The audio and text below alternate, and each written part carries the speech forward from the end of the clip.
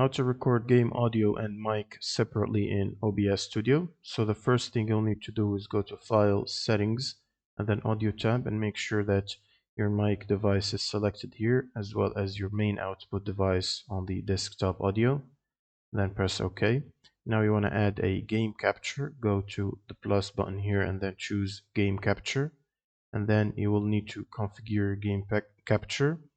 Make sure it captures the specific game that you're trying to record, and then check the capture audio checkbox here and then press OK.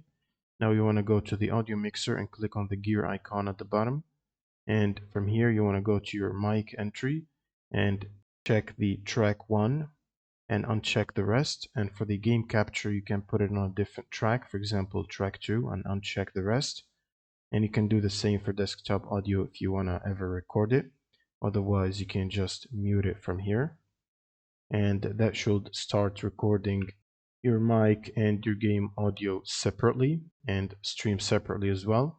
And that's pretty much it for this video. If you got any questions, leave them in the comment below, and see you on the next one.